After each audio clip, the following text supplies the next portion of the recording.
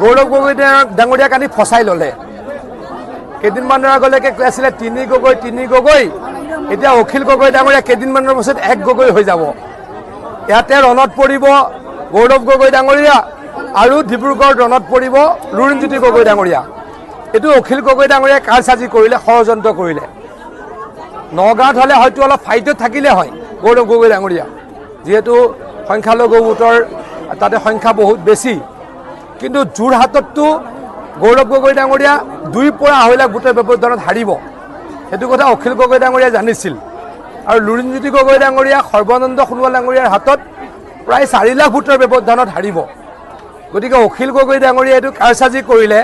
তিনি গগৈ অলপ বহুল প্ৰচাৰ হৈছিলে, গতিকে তেওঁ ভাবিলে 2 গগৈ পাৰিলে ৰণত বধ কৰোঁ আৰু নিৰ্বাচনী ৰণত বধ কৰোঁ। গতিকে নিৰ্বাচনী ৰণত বধ কৰিবলৈ তেখেতে মাতি লৈ আহিলে ইয়ালৈকে যোৰহাটলৈকে গৌৰৱ গগৈ ডাঙৰীয়াক, আৰু তেওঁ লুৰিণ গগৈ ডাঙৰীয়াক ইলেকশ্যন খেলিবলৈ ক'লে লুৰিণজ্যোতি গগৈ ডাঙৰীয়াক ডিব্ৰুগড়ত।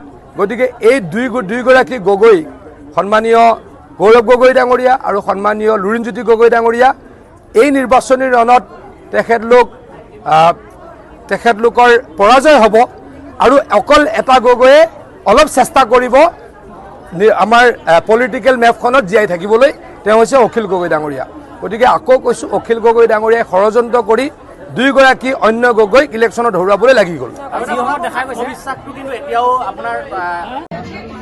কুশল দুৱৰী ডাঙৰীয়া, পূৰবী ৰাজকুমাৰী ডাঙৰীয়ানী, আমাৰ জিলা ভাৰতীয় জনতা পাৰ্টীৰ বিষয়ববীয়াসকল, মৰ্চাসমূহৰ সভাপতি বিষয়ববীয়াসকল, সাংবাদিক বন্ধুসকল তথা আমাৰ কাৰ্যকৰ্তা বন্ধুসকল, আজি আমাৰ কাৰ্যালয় মুকলিৰ সভাতে ইমানখিনি কাৰ্যকৰ্তা আহিছে। আৰু যদি আমি ভালদৰে মিটিং কৰোঁ, আমাৰ মিটিঙত হাজাৰ হাজাৰ মানুহ হ'ব, এই কথা সহজে অনুমেয়। মই যোৱাকালি দিনটো যোৰহাট জিলাত আছিলোঁ।